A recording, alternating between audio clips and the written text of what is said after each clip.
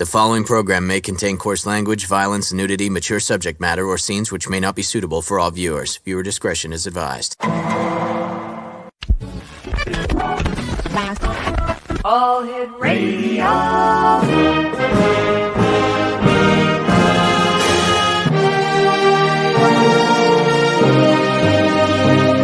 Welcome to the X Zone, a place where fact is fiction and fiction is reality. Now, here's your host, Rob McConnell. And welcome back, everyone. This is the X Zone. I am Rob McConnell, coming to you from our broadcast center and studios in St. Catharines, Ontario, Canada. If you'd like to send me an email, xzone@xzoneradiotv.com, on all social media sites, X Zone Radio TV. And we're coming to you tonight on the Talkstar Radio Network, Mutual Broadcast Network, X Zone Broadcast Network, and on Channel 34 on Simul TV. Just a news story that broke over the last half hour. Canadian music icon Gordon Lightfoot passed away at the age of 84 in Orillia, Ontario. At the bottom of the hour, we will be leaving the X Zone, going to our Toronto newsroom for further coverage on the passing of Gordon Lightfoot, who passed away this evening at the age of 84. X Zone Nation, my guest this hour is Dr. Susan Shumsky. And her expertise is in spirituality, meditation, affirmation, prayer, Eastern philosophy. And she's also the author of a book entitled The Inner Light. Joining me now from somewhere in the United States in her RV is the one and only Dr. Susan Shumsky. And Susan, welcome back to the show, dear. Oh, thanks for inviting me. It's great to see you. So where are you today? I'm in Arkansas today. My goodness. What's it like, the freedom that you had to go wherever you want to go, do whatever you want to do? Yeah, there's a tremendous amount of freedom when you live in an RV. You have no home base. You can go anywhere. You can run away from places you want to run away from. Okay. And go to better places. So it's fun. It's fun. I don't know where to go with this. So many questions. Why an RV? You know, it's funny. I have lived in a van, a trailer, or an RV since 1989. Wow. And I think the reason why I initially started doing it was so that it would be easier for me to travel to different places to do speaking engagements. So for years, this was a very convenient way to travel, especially when gas prices were much lower than they are now. Sure. Now it's actually probably more expensive, more cost effective to fly places. But I still live in the RV, and I leave it when I need to fly somewhere. So it works out fine. I mean, I find it self-contained. You know, you don't have to be acquiring possessions, and I'd rather get rid of possessions rather than gain more. So let me see. You are the turtle, and the RV is the shell. Exactly. Thanks for joining us tonight, Susan. Great talking to you and seeing you again. Tell us a little bit about your book, The Inner Light. Who, what, when, where, and why did you write it? I wrote The Inner Light, How India Influenced the Beatles, because I had written this memoir, Maharishi and Me, Seeking Enlightenment with the Beatles Guru. And the memoir was really about my time with Maharishi Mahesh Yogi in the ashram. I spent 2 decades with him and 6 years on his personal staff. So it's an amazing book. It actually won 13 book awards. This book alone won 13 book awards. And it tells it's the tell-all, the good, bad, the ugly, everything that went on in the ashram, what it was like to live with a spiritual master from India, all the celebrities that came to visit him, such as the Beatles and Mia Farrow, Mike Love, Doug Henning, Andy Kaufman, so many really famous superstars came to visit Maharishi. And so I did have a couple chapters about the Beatles in that book. But after the book was published, I realized I really want to tell the whole story of the Beatles in India, what really went on there,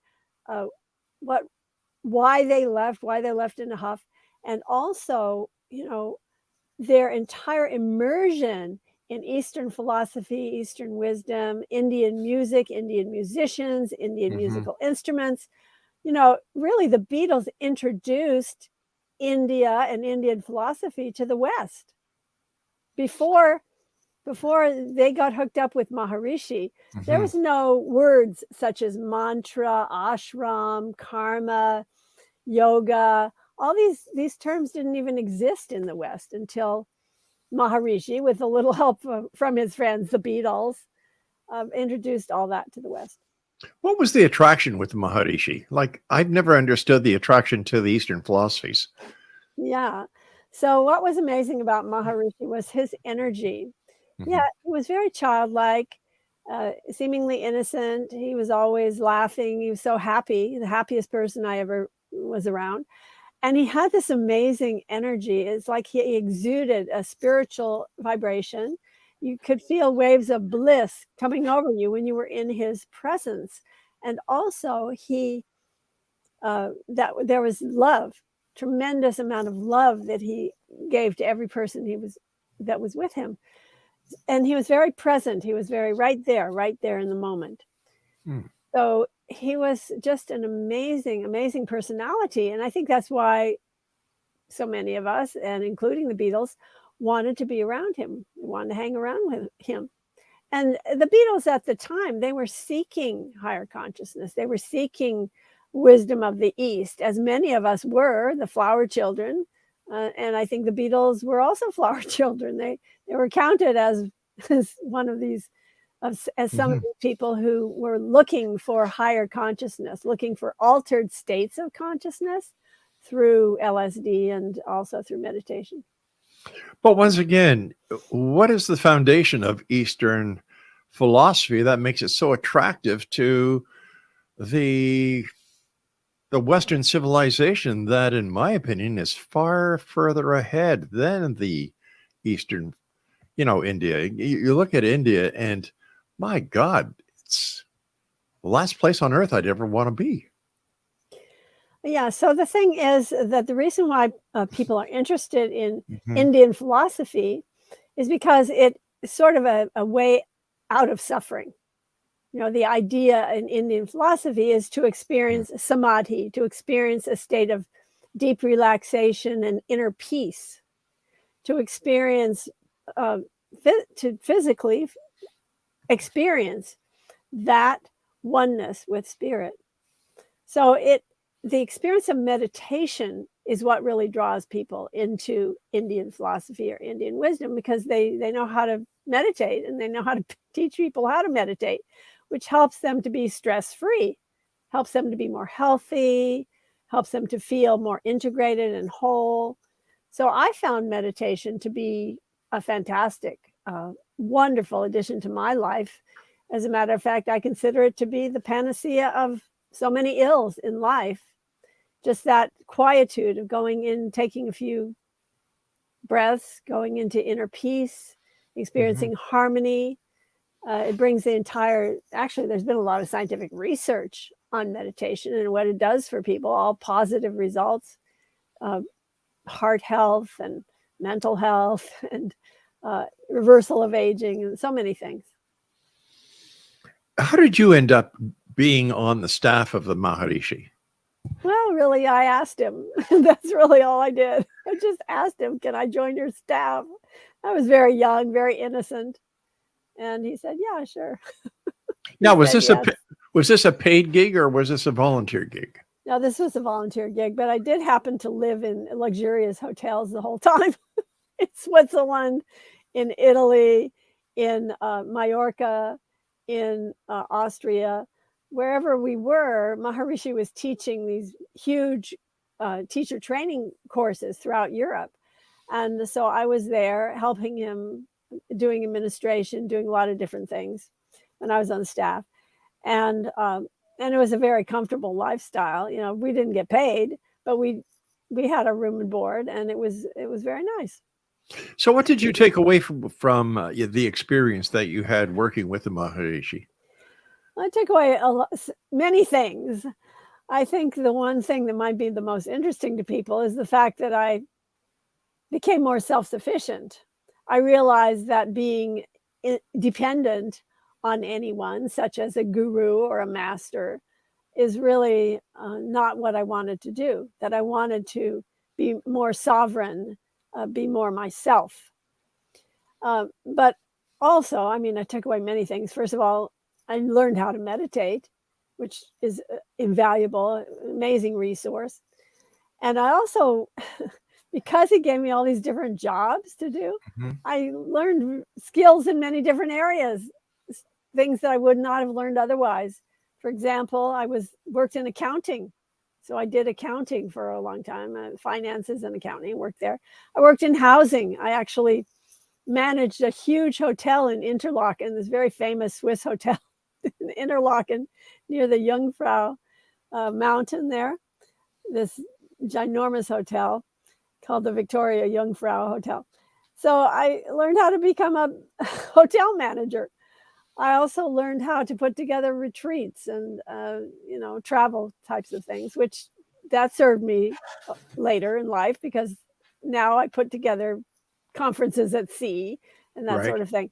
So I learned all these skills, and also art. I'm an artist, and he had me working in the art and graphics department. So I also learned a lot in that area. So it was a school of many colors. So what advantage would a person who practices meditation have that a person who doesn't do meditation not have? I think that meditation makes people happier and makes them more peaceful. So these are very important things in life, I think. But how does meditation do that? Well, I'm not sure exactly how it does that. All I know is that when you are in a state of deep meditation, you are feeling peaceful, and you are feeling a sense of wholeness, and you're feeling a sense of well-being, and you feel happy. So because it's the internal experience of that enriches your life, then you're happier in life. Okay, so when you meditate, how does it work? Do you sit down and do you just blank everything out and get yourself to that place where nothing bothers you? The outside world doesn't exist? Okay, so first of all, trying to blank the mind doesn't work. Trying to hold on to your thoughts and stop thinking, that doesn't work. Nothing like that works. If you try to meditate, trying is antithetical to meditation. So meditation is about letting go. Now, one way to get into a letting go state is to take some deep breaths, like a breath like this, like, and on the out breath, you're feeling a little more relaxed, and then you take another one,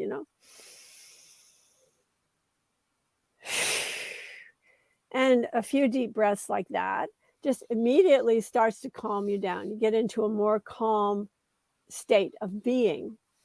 And then there's various practices that people do, different types of meditation. With transcendental meditation, which is what Maharishi Mahesh Yogi taught, that is done by thinking, repeating a mantra, and that is a sound. It is actually the name of a deity is what it is. Mantras, that's what they are. And so just repeating a sound, like, for example, in the West, we might repeat the name of Jesus or the name of God, and that would be a type of meditation that you could practice. And there's other types of meditation. People might be aware of their breath, or they might contemplate certain things. They might think about certain things. And so many different types of meditation, but all of them have one main goal, and that is to bring more well-being, peace of mind, and help people become more relaxed. And it works. One of your books is entitled Power of Auras. Tell me about that. Yeah, I wrote a book called The Power of Auras. And that book is about the human energy field. So we have this gross physical body, and we also have several subtle bodies, subtle layers to our subtle body. So we have we have the physical body, which is called the food sheath because it's made of food, sustained by food, and becomes food for something else after we're gone. And then there's the vital energy sheath, which is where life force energy flows through us. Mm-hmm. Life force energy, there are other names for that: prana, chi, or ki. And then there's a mental body, which is where your senses are and your conscious awareness. And then there is a intellect ego body, and then something called the causal body. So there's different layers of your energy field. And The Power of Auras, the book, helps you to be able to perceive these and to strengthen them as well. And it teaches a lot of just tons of different techniques for that. A number of the books that you've written all are headed towards meditation or feature meditation. Is meditation increasing notoriety? Because here in the media, we don't hear as much about the Eastern philosophies as we used to. And I'm just wondering why that is. The thing is, Eastern philosophy is really not popular in the West. However, meditation is. And the reason for that is because yoga has become so popular now.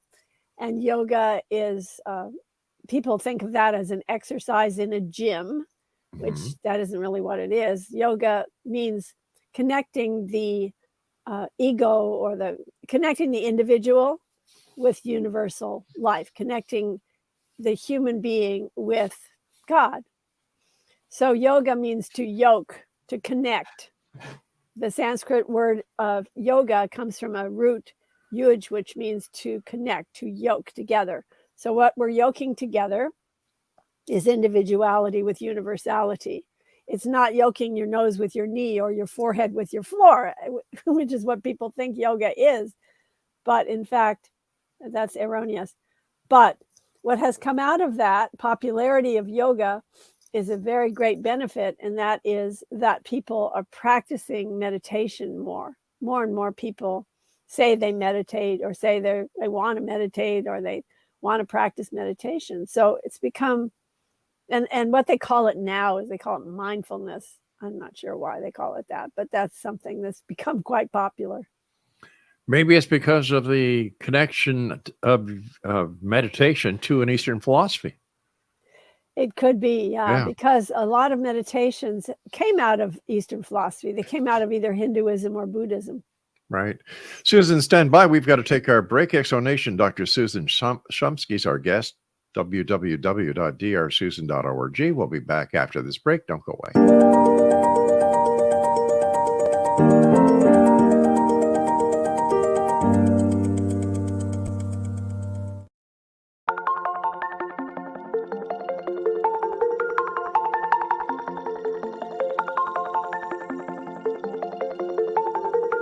Question: what is the name of the unique blend of coffee you get that has been formulated by a neurologist, a neurobiologist, and a pharmaceutical chemist? Answer: you get Beautiful Mind Coffee, a unique coffee blend that tastes great and has herbal ingredients that your brain will love, and it is not just coffee, it's brainalicious. Dr. Rathbone, Dr. Jang, and Dr. Winslow, the scientific team that created Beautiful Mind Coffee, decided to collaborate on a coffee focusing on brain health. As for those herbal ingredients found in Beautiful Mind Coffee, Dr. Rathbone, Dr. Jang, and Dr. Winslow, utilizing their combined extensive scientific research background, worked with many natural and herbal products until the exact formulation that is found in Beautiful Mind Coffee was created. With a unique scientific formula not found in any other coffee being sold or served, Beautiful Mind Coffee is the only coffee blend that contains 3 herbal ingredients found to aid in boosting your daily mental clarity and focus. Every cup of Beautiful Mind Coffee contains scientifically formulated amounts of maca root powder, green tea extract, and American ginseng, all supporting good brain health. Taking care of your brain's health now can help delay or prevent the onset of cognitive dysfunction, including dementia, Alzheimer's, and more general memory loss as you get older, just by enjoying the delicious flavor of our roasted coffee and herbal ingredients found exclusively in Beautiful Mind Coffee. Did you know that cognitive dysfunction also refers to deficits in attention, verbal and nonverbal learning, short-term and working memory, visual and auditory processing, problem-solving, processing speed, and motor functioning? For more on Beautiful Mind Coffee, the 3 scientists who formulated Beautiful Mind Coffee, and more details on the 3 unique herbal ingredients in Beautiful Mind Coffee, visit www.beautifulmindcoffee.ca. Beautiful Mind Coffee is now available online at amazon.ca and amazon.com. To order Beautiful Mind Coffee, visit www.beautifulmindcoffee.ca today.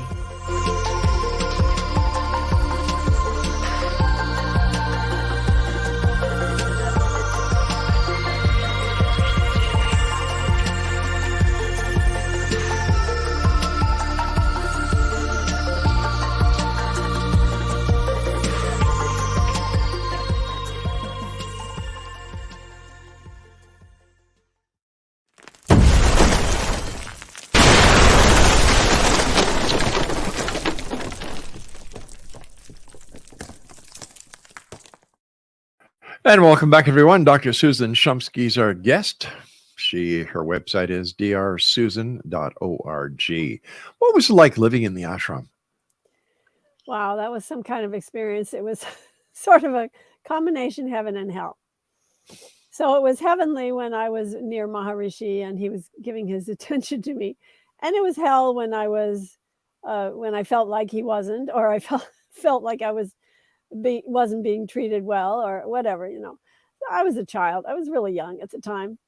But it was amazing to be in the presence of this personality who was so loving and so powerful, and who it was fascinating to listen to him speak because he was always teaching us such interesting things about the universe and about meditation and all these things. So, yeah, but, you know, I worked on staff, so I worked hard. There was a lot of things to do. And so there wasn't all that much time to meditate, but I did meditate, I don't know, maybe a couple hours a day. What is the story behind the Maharishi? Where did he come from? How did he get into the role of a spiritual leader? You know, he came from humble beginnings in India, and he came to the West without anything. He just had a carpet roll, and that was it. You know, shows up in Hawaii, and then, you know, people start to notice him. They come along, they help him. He comes to the United States. He stays in Los Angeles. People help him there. You know, he's teaching his philosophy was as simple. It was that the mind always seeks a field of greater happiness, and then we can experience infinite awareness. We can experience transcendental consciousness. But the main thing that compelled me, the reason why I was so interested in what he had to say, is because I was a child of the Cold War. And I was terrified that an atom bomb was going to fall on my head. And as a child, since we lived near an Air Force base and these planes were always going overhead, I was wondering when the atom bomb was going to fall. So we were living in terror, so many of us back then. And Maharishi said, even in the very beginning, before he even left India, he told people that it was possible for us to create world peace if enough people would meditate. What he said was, in order for the forest to be green, the trees must be green. In order for there to be world peace, individuals must be at peace. And that really rang a bell with me. That made a whole lot of sense to me, because how can you have a peaceful world if you've got people warring with each other, if you've got people in conflict, if you've got people carrying hatred and anger around with them? Obviously, we're going to have wars if people keep doing that. So what Maharishi did is he focused on teaching as many people as possible to meditate. During his lifetime, he trained 40,000 teachers of transcendental meditation, and those teachers taught 6 million people to meditate. So that was a pretty big accomplishment that he did during his lifetime. And I think that he really did help to elevate consciousness, and he did help to create a more peaceful world at the time. There are those who believe that the Maharishi was the leader of a cult. How do you dispute that? I don't. He was a leader of a cult. Those of us who were around him, those people who lived in Fairfield, Iowa, very much a cult in the sense of lots of rules and regulations. This is the only way, this is the only true enlightened master. This is the only way to enlightenment. All these things that you think about when you think about a cult pretty much fit the bill with transcendental meditation. And I got sick of that after a while, and I left. I was with them for a couple decades, but then I realized, well, actually, what took me away from them was I learned another meditation technique that I liked better. And I decided I wanted to teach that. So I started writing books about that and teaching that. Was there the abuse within the Maharishi's cult that we hear about in other cults, including the sleep deprivation, the food deprivation, the sexual abuse? None of that. No, not in transcendental meditation. It was just this idea of this is the only way kind of thing. There wasn't any, I didn't see any violence or any. Right. So what's the difference between the transcendental meditation and what the Maharishi was teaching compared to the Hare Krishnas, for example? Right. The Hare Krishnas, that was another thing that was going on at the same time as Maharishi. The Maharishi came to the West in about 1959, and then the 60s came along and TM became very popular. And at the same time, Bhaktivedanta Prabhupada came from India, and he founded the ISKCON, the International Society for Krishna Consciousness. And those were the Hare Krishnas, and they were chanting this mantra. And the mantra basically was Hare Krishna, Krishna Krishna, Hare Hare, Hare Rama, Rama Rama, Hare Rama, Hare Rama, Rama Rama. That's it. So basically, that's the chant that they would sing and they would dance and they would do this chant. So that's what they did. Maharishi's meditation was a silent meditation. You go within, you use a word that's a mantra, and you meditate, you go deep within. Whereas Hare Krishna was about singing and chanting in what they call kirtan, which is in a group chanting. So that's the difference. They were a real pain in the ass. Yeah. So the thing is, they would try to solicit donations at airports in different places.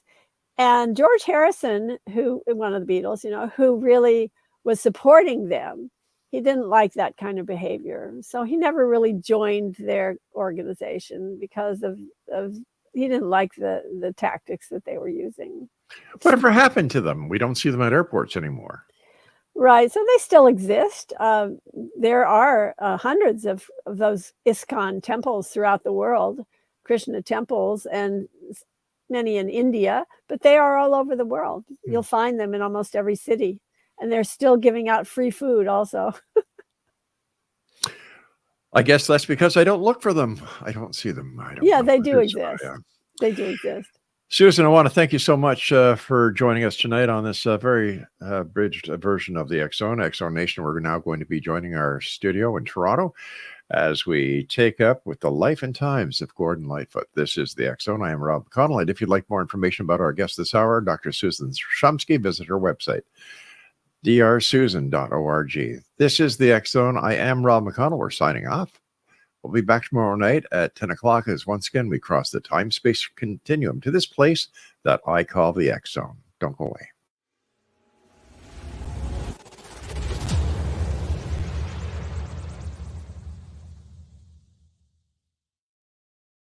So I was watching the X Zone TV channel last night when I was abducted by aliens, and they kept repeating to me over and over again, simultv.com, simultv.com. What's simultv.com? That's what I asked them. They had it written on the side of their UFO. How do you spell that? UFO. No, I mean simultv.com. simultv.com. simultv.com. Right. simultv.com. Interesting that you were abducted by aliens in a simultv.com UFO last night. Oh, yeah? Yeah. Now that you mention it, I remember now last night I was awakened from a deep sleep. My great-grandmother was standing there. She said she come from the hereafter to tell me about simultv.com. She even spelled it out for me. simultv.com, sonny boy. simultv.com. simultv.com, sonny boy. Wow. Yeah. Guys, you'll never guess what my psychic guru just told me. simultv.com. Exactly. Are you guys psychic too? Of course. We all know about simultv.com. simultv.com.